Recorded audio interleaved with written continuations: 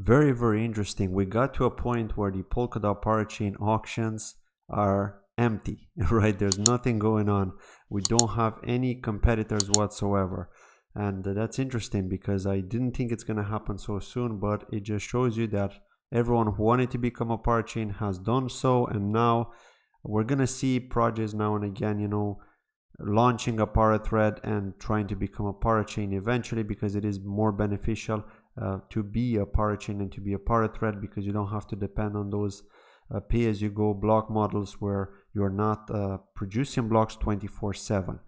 And so yeah, it's interesting to see that we don't have any active campaigns at the moment, but kudos to Capex, the ex-totem, because they have rebranded to Capex. They have won and they're now part of the parachain family, and they're going to upgrade from a para thread to a parachain very soon, together with the previous ones as well. When there's 5 of them or something like that. I'm not sure if it's still like that now, or maybe they just need to wait a specific amount of time, but that's how it is.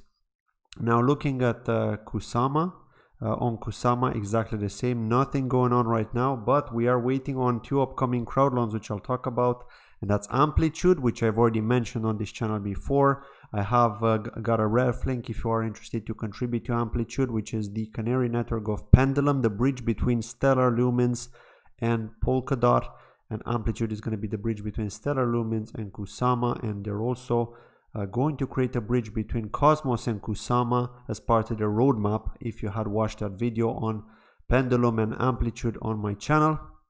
But yeah, as you can see on parachains.info, they've mentioned here that they're going to pay a minimum reward of 600 plus Ampay tokens for each 1 KSM you contribute. I know a lot of people have used my ref link for the wait list, and so you're going to get notified when they go live. I believe it's sometime right at the end of this month. I think it's the 30th if I remember correctly. That's when they're due to launch. But then there's another new contender here, Tinkernet parachain, which has been announced, but we don't have the details of when they're going to go live. And if you're wondering what Tinkernet is, we need to click on it, and it's the canary network of InfArch network, which are likely going to go on Polkadot. They look familiar because I have seen them around on Twitter, but I haven't looked into them. And so if you want to find out what they are, it says it's designed as the IP asset and accelerated development staging grounds for the Kusama ecosystem. InfArch aims to build an intuitive network to tokenize ideas and form decentralized partnerships. InfArch is an intuitive and cutting-edge blockchain that bridges the gap between ideas and creation, connecting the world of thinkers, creators, and finance under one ecosystem and allowing innovation to flourish. By connecting great ideas with skills and resources from around the globe, InfArch provides the foundation for new decentralized marketplaces and businesses to emerge, extending access and opportunity through a variety of startups, apps, and services. InfArch allows all actors and resources of the product business development process to connect, grow, and operate on one platform. And the ticker symbol is TNKOR, Tinker. They did receive the Web3 Foundation grant under InfArch, so that's with their main network, and they've already submitted their first delivery. You can check out their white paper if you want here on parachains.info. You can see there are 9 investors as well. The only one I recognize from here is Hobby Labs, which does tell us that there's a very high probability that once these guys win the parachain auction, they're going to get listed on Hobby, because it would only make sense considering they're the investors. Why would you not list something that you've invested in? It would just seem weird to me that they wouldn't do that. So I'm thinking there's a high probability there. And for the ticker symbol, like I said, TNKOR, the total supply is 11,700,000, which is a bit weird because normally teams decide to create fixed amounts, like cap them at say 10 million, 20 million, 100 million, 50 million, whatever, but usually they round them. They don't give us these kind of numbers, so it's a bit weird. I don't know why they came up with 11,700,000, but they did. And 15% of the total supply is going to be allocated to the crowd loan, 1,755,000. And to me, that's good because I did tell you in the past, if you've been watching this channel, that anything less than 5% is not cool. 15% is really, really good, actually, considering these current market conditions. Of course, everyone would have loved 30%. That would have been the ideal, but it's very hard to get those anymore. So 15% is now the norm, so not too bad. And they go under the DAO and NFT tags. And if we have a look at their website here, just a quick look, I'm not going to do like a full review here because that's not the purpose of this video, but it looks pretty cool here. As you can see, that's how the idea works. And they're going to be connecting to other parachains on Kusama CM, of course. So the idea is to have them connect to Karura with DeFi, Moonriver with EVM, and Kilt with Identity. So yeah, IP assets, IP staking, IP security. Here they're showing us the Tinkernomics, which are the tokenomics. You can see how they're split: private funding 5%, Invarch 8%, Crowdloan 15%, Crowdloan reserves 10%, inducement bonus. I'm assuming because they've got the Crowdloan reserves at 10%, I'm assuming that maybe they're going to give us a referral bonus as well, and definitely an early bird bonus. Ambassador incentives 5%, XA integration. So here's the early bird bonus. As you can see, they've got bonus thresholds. So if they get from 0 to 3.5 KSM, there's one bonus threshold, then another bonus threshold. If it gets to 8K, at 13K, another one, and at 20K, another one. And so they're definitely going to reward people, right? And that's awesome. That's how it should be, to be honest. But the big question remains now, because we have seen what has happened with the previous Crowdloan winners or parachain auction winners, the Crowdloan participants, I should say, and that they took their sweet time in giving us their tokens, or our tokens, we should say, because we helped them win a parachain auction. And then in the end, we've been waiting for 7 months, and only now Zeitgeist has announced that they're going to do it. Bitcountry Pioneer are going to do it in July, and then we still don't know when the other two are going to do it. And that's Basilisk and Picasso. So yeah, I mean, what is the accountability here for Invarch? Are they going to assure us that we're going to get these in maybe 2-3 months, maybe even 4 months? I mean, we've seen Turing Network, they were able to do it pretty soon as well, and now Mangara as well. They're coming up soon with token transfers. They've done their LBP event recently, which is the liquidity bootstrapping one, so that they can bootstrap liquidity for KSM and Mangara. But the question is, will Invarch do that for their canary network, for Tinkernet?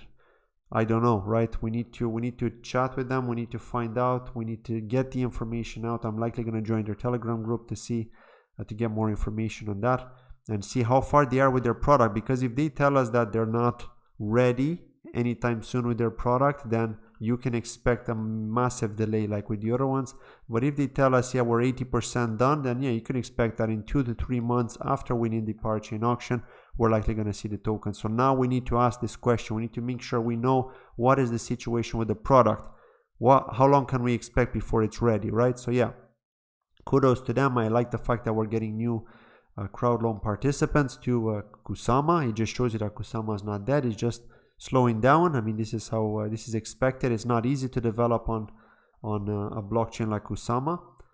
But let's move on here and talk about talking about Kusama. Actually, Kusama retweeted Dan Reeser's tweet here about 21 live layer 1 parachains on Kusama, Polkadot sister network, all sharing security and connected with trustless cross-chain transfers. And here we can see this cool image, Karura in the middle connecting to Kala, to Turing, to Bitcountry Pioneer coming up, Pichu, Kintsugi, StateMine, Shadow, Cross Shadow, Altair, Basilisk, Kiko, Quartz, Shit and Robonomics. So all of these are going to be connecting.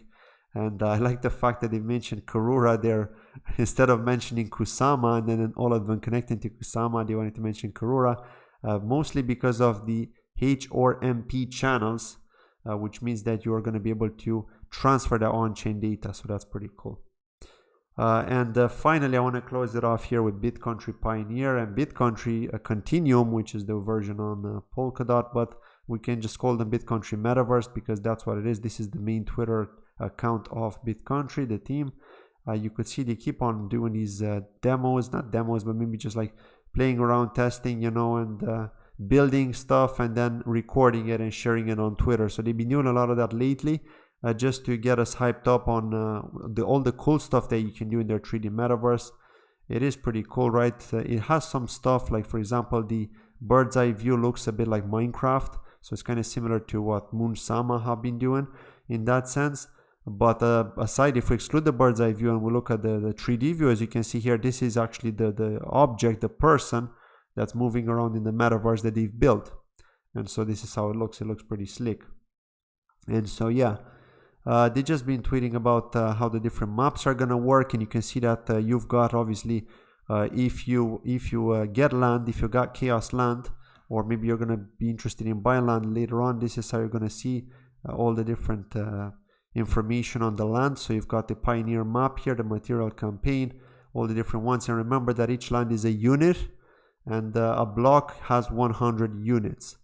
Okay, now don't ask me how big it is when you actually click on the unit, and what's it actually limited to. I don't know, right? We're gonna find out during testing. Like, I haven't tested it myself. I'm also subscribed. I'm put down on the list for testing, but I'm not gonna make it until this alpha testing is over. Unfortunately, they already told me that they've got their spots maxed out, unfortunately, so it is what it is. But I would have liked to do it earlier, but it's my fault because I'm not very active on Discord, and because of that, you know, I missed it at the beginning. So yeah, but yeah, it looks pretty cool. You can create an estate here, as you can see. What else can you do? So yeah, these are all the different estates. It shows you that you can open an auction. So the auction functionality is going to be part of one of their releases in the future. They're not going to go live with this release when they enable token transfers in July. They're going to go live with staking and with token transfers, and I think with some other functionalities, but definitely not with the auctions. That's coming later. And so yeah, interesting here that they're doing pretty much the same as Remark with Skybridge, but on a different level. And this is 3D, so it is more complicated. I believe that there are more devs working on Bitcountry than there are on Remark as well, because of the complexity of this. Let's hit the like there, by the way, and here. So yeah, I mean, yeah, it looks pretty cool. We need to wait. We need to see how it's gonna be when we actually start playing it. When they're gonna open it to the public and everyone will be able to test it, that's when we're gonna be able to see if it's gonna be laggy, if it's gonna be smooth. If Bruno was right about the lagginess, about the situation with the complexity of a 3D platform, a 3D metaverse platform using blockchain technology, was he right about creating Skybridge as 2D? We'll have to see. We'll have to see. Because remember, this is not something that can be playable on the mobile. You do need a desktop or a laptop. And so Bruno has a point there that he'll be able to create Skybridge for mobile users, and the majority of people are on their mobile, so they'll be able to play when they're traveling somewhere. You know, they can facilitate that, you know, and get people to play around on their metaverse when they're traveling, when they're on the move, and not only when they're at home or in front of a computer. So I guess, you know, it's a different type of audience that they're attracting as opposed to how Bitcountry are attracting. So yeah, that's all I wanted to talk about in today's video. Thank you for watching, and I'll see you in the next video. Take care. Bye-bye.